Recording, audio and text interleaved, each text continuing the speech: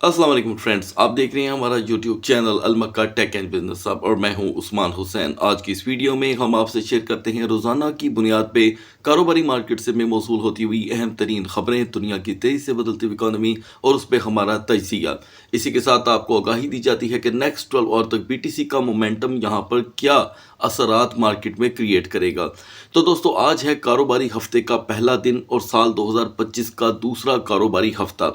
जैसे कि आप जानते हैं कि हफ्ते में एक बार CPI रिपोर्ट आती है और उसका इम्पैक्ट स्टार्ट हो जाता है 48 घंटे पहले। तो दोस्तों, काउंट डाउन जो है वो अब स्टार्ट हो चुका है, ठीक है जी। और हमने हफ्ते के आगाज़ में ही मार्केट का जो लो मोमेंटम को लेकर प्रिडिक्शन आपसे शेयर की थी, वो यहाँ पर एज इट इज़ वर्क कर रही है। नेक्स्ट 12 आवर के लिए मार्केट की क्या सूरत हाल रहेगी और क्या क्या आज की अहम खबरें हैं, सब मैं आपके साथ यहाँ पर शेयर करूँगा और उसके बाद मार्केट के अहम टोकन्स का तजिया। तो दोस्तों, आपने क्या करना है, वीडियो को करना है लाइक, चैनल को करना है सब्सक्राइब। अगर आप चाहते हैं कि आने वाले दिनों में आपसे हमारी किसी भी एक अहम वीडियो का नोटिफिकेशन मिस ना हो, तो बेल आइकन के बटन के साथ साथ ऑल के बटन को भी क्लिक कर दीजिएगा। तो दोस्तों, स्मूथली यहाँ पर जो मार्केट की कैपिटलाइजेशन है उसमें 7 बिलियन की कमी हुई है। और जैसे कि मैंने आपको एवरेज बता रखी है मार्केट की दोस्तों के 59% crash, 6% stuck and 35% pump and recovery की एवरेज रहती है पीर वाले दिन। तो एग्जैक्टली मार्केट वैसे ही काम कर रही है। BTC का डोमिनेंस अचानक यहाँ पर 0.40% स्ट्रॉन्ग होने की वजह से मैं देख रहा हूँ दोस्तों कि मार्केट जो है आल्ट कॉइन के ऊपर एक बुरा असर लेकर के आ रही है। इस बीच हमारे लो मोमेंटम के तकरीबन सभी टारगेट यहाँ पर अचीव हुए हैं और उनमें से कुछ अगर स्टक होंगे तो उस पर भी बात होगी। तो दोस्तों, BTC के बारे में मैंने आपको आगाही दी थी कि मार्केट में जहाँ पर बाइंग हुई है वो बाइंग का लेवल दोबारा इसलिए हमें देखने को मिल सकता है कि BTC इस वक्त अपनी नई रेजिस्टेंस नहीं बना पा रहा। तो दोस्तों, बिटकॉइन और इथेरियम पे हम लास्ट में डिस्कस करेंगे, पहले बढ़ते हैं आज की अहम खबर की तरफ। सो गाइज, ये बात हम सब दोस्त जानते हैं कि इस हफ्ते मार्केट में बड़ी बड़ी जो कि है अपडेट्स हमें देखने को मिलने वाली हैं, यानी कि CPI रिपोर्ट और PPI रिपोर्ट। लेकिन इसके बाद हमें जिस चीज़ का इंतज़ार है वो है ट्रंप की इनॉग्रेशन, ठीक है जी। तो यहाँ पर कहा जा रहा है, एक तजिया मेरी नज़र से गुजरा, मैं चाह रहा था कि हम अपनी ऑडियंस के साथ शेयर करें और इस तजिए के अंदर जो पार्टिसिपेशंट्स हैं वो बहुत ही ज़्यादा हैं। उनका ये मानना है कि जिस तरह ट्रंप ने अपनी यानी कि गवर्नमेंट बनाने के लिए यहाँ पर क्रिप्टो कम्युनिटी से जो वादे किए थे उसको पूरे होने में वक्त लग सकता है। दोस्तों, इसमें तो कोई शक नहीं है, मैं भी इस बात से बहुत ज़्यादा इत्तेफाक करता हूँ, इसलिए कि ये कोई समझ रहे कोई बच्चों का खेल तो नहीं है कि उन्होंने सारे काम छोड़ के आगाज़ ही मार्केट का इस चीज़ से करना है। तो यहाँ पर जितने भी NYDIG ग्लोबल के हेड हैं, उनकी रिसर्च के मुताबिक जी वो कह रहे हैं जी कि हम इमीडिएटली कुछ भी एक्सपेक्ट नहीं कर रहे।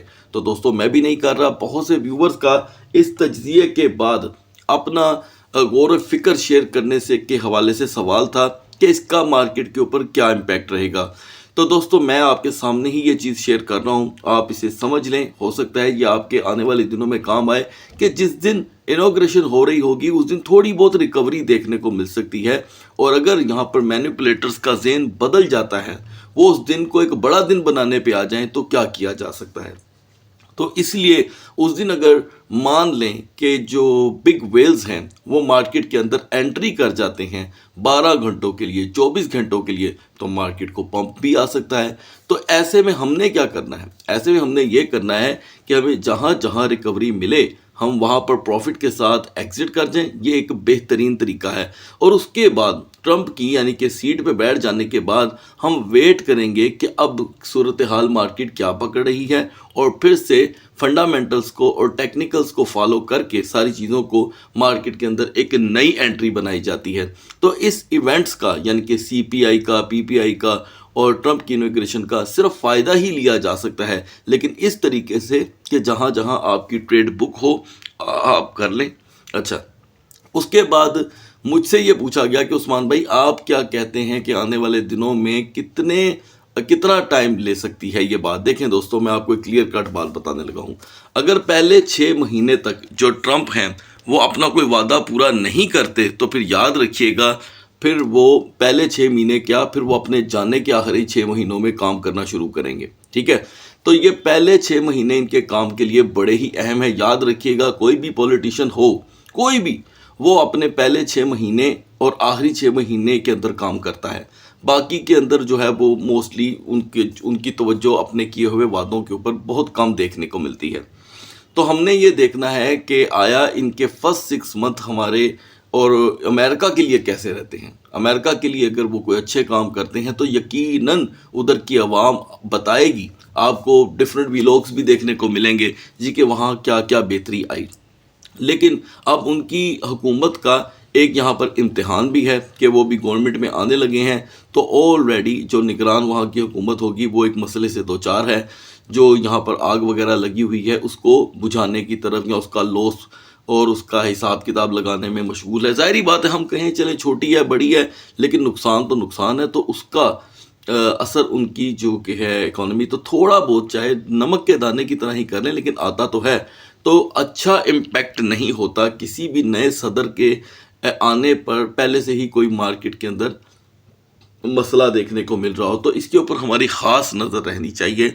आने वाले जो 48 घंटे हैं दोस्तों वो बहुत अहम हो सकते हैं। तो दोस्तों मैं आपको अभी से बता दूं कि BTC जो है वो हैवीली वॉलेटाइल हो रहा है। ये कभी 93,000 की सपोर्ट को ब्रेक कर रहा है और कभी रिकवर कर रहा है। तो याद रखिएगा, जिस तरह मार्केट 93,000 पे हेजिटेट कर रही है, इसने जहां पर भी 92,400 का लो दिया तो ये एक बड़ा डिप आपको दिखा सकती है और मार्केट में आपको बहुत मुख्तात रवैया इख्तियार करना होगा। लिहाजा BTC और इथेरियम को हम लास्ट में डिस्कस करेंगे। आगाज़ करते हैं XRP से।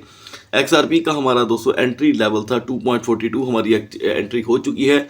आपको जहां पर भी ट्रेड यहां पर मिले अपनी प्रॉफिट को बुक करके एग्जिट करें। नेक्स्ट यहां पर XRP का जो लो लेवल होगा वो 2.28 का है। अब आते हैं दोस्तों BNB पर। BNB की हमारी सपोर्ट थी 680 और रेजिस्टेंस 697.50। BNB ने हमें लो प्रोवाइड किया दोस्तों 678 का, 678 का, हाई रहा 684 का। तो हमें BNB में $4 की ट्रेड जनरेट करने को मिली है नेक्स्ट 12 आवर के लिए। यहाँ पर BNB की मेजर सपोर्ट है 660, 660 से 681। सोलाना की हमारी सपोर्ट थी दोस्तों 182.50, रेजिस्टेंस 191.50। सोलाना ने हमें मेजर लो प्रोवाइड किया है 181 का, हाई रहा 183.40 का। तकरीबन हमें यहाँ पर हमारे ही लेवल के मुताबिक $1 की ट्रेड देखने को मिली है नेक्स्ट 12 आवर के लिए। सोलाना की सपोर्ट है दोस्तों 174 और रेजिस्टेंस 182.50। आपने अगर एक्यूरेसी फॉलो करनी है दोस्तों तो आप यहाँ पर बिटगेट और बायडिफाई एक्सचेंज पे अपने टारगेट्स को जाके चेक कर सकते हैं। और अब आते हैं दोस्तों डोज कॉइन की तरफ। डोज की दोस्तों हमारी एंट्री जोन थी 0.3400 और एग्जिट था 0.3370 का। तो आप देख सकते हैं डोज यहाँ पर एक्स्ट्रा लो कर चुका है। जो लो है वो 0.3250 का हमें मिला है। ये इसकी दोस्तों बिल्कुल फ्रेश सपोर्ट है। हम यहाँ पर इस सपोर्ट को यूटिलाइज कर सकते हैं 0.3250 से 0.3275 के लिए। मिडनाइट में सुई टोकन दोस्तों हमें 4.77 पे अपनी रेजिस्टेंस दे रहा था और आपको बताया गया था कि आप इसे शॉर्ट ट्रेड के लिए यूटिलाइज कर सकते हैं। 100% ये यूटिलाइज हुआ है। लो रहा 4.45 का। नेक्स्ट 12 आवर के लिए स्टिल आप एक्सपेक्ट कर सकते हैं कि सुई हमें 4.30 के लो के बाद ही कोई थोड़ी बहुत रिकवरी यहाँ पर दिखाने वाला है। अब आते हैं दोस्तों चेन लिंक पे।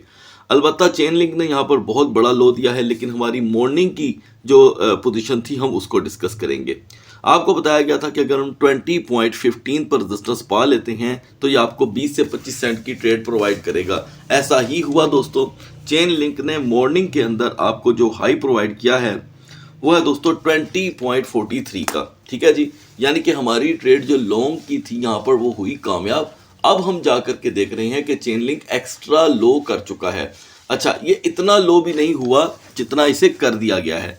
तो मैं एक्सपेक्ट कर रहा हूं दोस्तों कि चेन लिंक यहाँ पर 18.60 से 18.95 के दरमियान यहाँ पर रोटेट होगा। 9 पोल्का डॉट में दोस्तों जो फ्रेश हमारी जोन थी वो थी 6.40 से 6.75।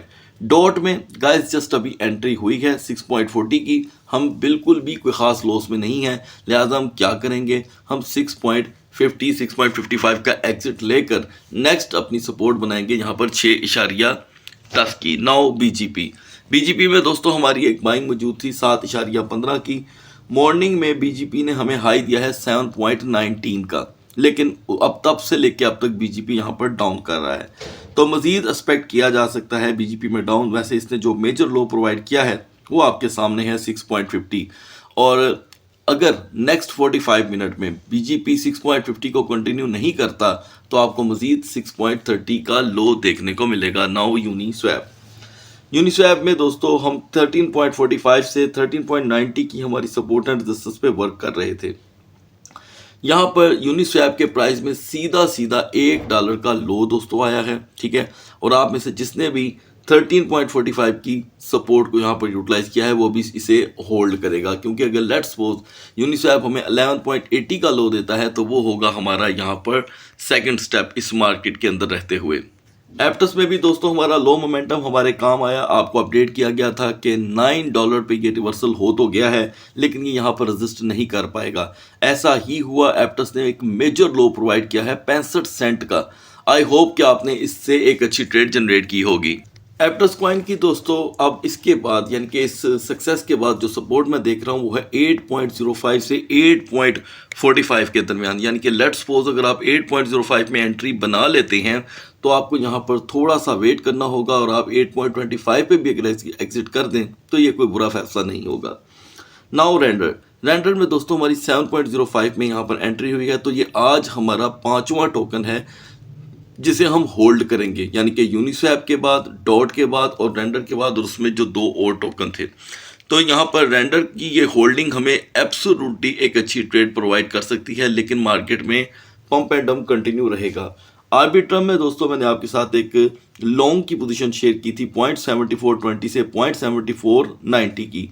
आप बाकायदा तौर पे बिटगेट एक्सचेंज पे जाकर, बायडेफाई पे जाकर देख सकते हैं कि यहाँ पर ARB ने हमें जो हाई प्रोवाइड किया वो 100% 0.7490 का था, और उसके बाद इसकी मार्केट ड्रॉप हुई है। तो यहाँ पर आर्बिट्रम एक्स्ट्रा लो है दोस्तों, लिहाजा आप इसे 0.6910 से 0.6990 के लिए यहाँ पर यूटिलाइज कर सकते हैं स्पोर्ट ट्रेडिंग में रहते हुए। दूसरी जानिब दोस्तों ईना टोकन, जिसकी हमारी कल की ट्रेड बहुत सक्सेसफुल रही थी, यहाँ पर ईना एक्स्ट्रा लो है। तो अब जाहिर बात है एक्स्ट्रा लो होने की वजह से अगर हम इसे फ्यूचर में यूटिलाइज करते हैं तो थोड़ा सा रिस्क ज़्यादा होगा। देखिए इस वक्त जब मैं आपके साथ मार्केट शेयर कर रहा हूँ तो BTC 93,214 के ऊपर ट्रेड कर रहा है 93,200 पे। तो थोड़ा सा आपको सोच समझ के काम लेना होगा, क्योंकि BTC के साथ ही ईना यहाँ पर मूव कर रहा है। मान लें कि BTC 93,000 ब्रेक कर देता है और उधर जाकर अपनी सपोर्ट बना लेता है, तो फिर ईना भी आपको 0.77 का लो प्रोवाइड कर देगा। लेकिन सपोज हम BTC में 93,500 93,800 पे आ जाते हैं तो यकीन कीजिएगा ईना यहीं से पंप कर जाएगा, यानी कि ये 0.7960 से सीधा सीधा आपको 0.8120 तक का हाई प्रोवाइड कर सकता है। शर्त ये है दोस्तों कि आपने इसे BTC के साथ मैच करके ट्रेड करना है, ये नहीं हो सकता कि आप अकेले ही लगे रहें। आगे आते हैं दोस्तों टिया की तरफ। टिया की हमारी $5 की सपोर्ट थी। मैंने आपको अपडेट किया था कि $5 ये कंटिन्यू नहीं करता तो 20 सेंट का लो आप देख सकते हैं, 36 सेंट का लो आपके सामने है। मजीद ये हमें 4.45 दोबारा रिपीट कर रहा हूँ दोस्तों, 4.45 का लो प्रोवाइड कर सकता है। अच्छा अब आते हैं दोस्तों बोंक पे। जिन दोस्तों के पास 4031 बोंक की बाइंग पड़ी हुई है उनकी यहाँ पर सेकंड बाइंग बनती है दोस्तों 4020 की, ठीक है जी। तो 4020 के लिए आप यहाँ पर जो कि है रेडी रहेंगे। सो गाइस आपके सामने सोनिक जो कन्वर्ट हो गया है FTM में वो मार्केट में अपलोड कर दिया गया है। आने वाले दिनों में ये आपको मोस्टली आप इसी प्राइस और इसी नाम से दिखाई देगा। ओंडू दोस्तों हमारा 1.15 और 1.30 के दरमियान है। अगर आप चाहें तो आप 1.20 का एग्जिट ले सकते हैं। जो इस वक्त इथीरियम की सूरत हाल है, अगर हम LDO को देखें दोस्तों तो LDO मुसलसल टूट रहा है। मैं यहाँ पर देख रहा हूँ दोस्तों कि अगर LDO 1.55 पे वापस नहीं आता तो आपको 1.40 का LDO आज के दिन तेज़ी से एक क्विक लो दिखा सकता है। So guys now we are on the chart of BTC। Midnight पे हम 95,000 पे रेजिस्ट कर रहे थे और मैंने आपको बताया था कि ये जो रेजिस्टेंस है ये काफ़ी ज़्यादा वीक और बीमार है और मार्केट के अंदर मुझे पोटेंशियल दिखाई नहीं दे रही। 95,690 से 95,750 की आपको रेजिस्टेंस बताई गई थी। 95,000 to 690, 95,000 to 750 ये एक रेजिस्टेंस थी जो हमें चाहिए थी, लेकिन मार्केट ने हमें यहाँ पर कुछ नहीं दिया, क्योंकि हाई 95,870 का सिर्फ और सिर्फ 3 मिनट का था, सिर्फ 3 मिनट का, और उसके बाद मार्केट टूट गई और हमने लो देखा 93,000 का। ठीक है जी, अब 93,000 के हम नज़दीक खड़े हैं। आज की एक बिग बिरिश इंगल्फिंग कैंडल बनी है। ये तीसरा दिन है BTC डाउन मोमेंटम क्रिएट कर रहा है और बिहाइंड स्क्रीन पे तो पूरा डाउन मोमेंटम आ चुका है। तो ये आखिरी कैंडल भी जो है इंगल्फिंग है और शेडो इसका माजर चाहता हूँ दोस्तों, शेडो इसका डाउन साइड की तरफ है। ठीक है जी, तो इसका मतलब ये हुआ कि 92,690 इस मार्केट की अब नई एक वीकर जोन बनी है। 92,690 पे 30 मिनट की रेजिस्टेंस मार्केट को दोस्तों बुरी तरह मुतासर कर सकती है, यानी कि 1,000-1,500 का लो एक नॉर्मल सा लो होगा। लेकिन अगर हम अभी भी 93,800 पे वापस आ जाते हैं, ठीक है, और वहाँ पे 45 मिनट अपनी रेजिस्टेंस बना लेते हैं, तो मार्केट एक बड़े क्रैश से वक्ती तौर के लिए बच सकती है। हेल्पफुल टोकन रहेंगे हमारे लिए यहाँ पर दोस्तों यूनिस्वैप और रेंडर, इन दो टोकन का बड़ा किरदार रहेगा आज मार्केट के अंदर। और थर्ड में आप सोलाना भी ऐड कर सकते हैं। और सेफ जोन, क्योंकि अक्सर दोस्त पूछते हैं कि सेफ जोन भी बताया करें, तो दोस्तों वो है 94,600, जिसके चांस अभी काफ़ी कम है क्योंकि मार्केट बहुत स्लोली डाउन कर रही है। बढ़ते हैं इथेरियम के कैंडल चार्ट की तरफ।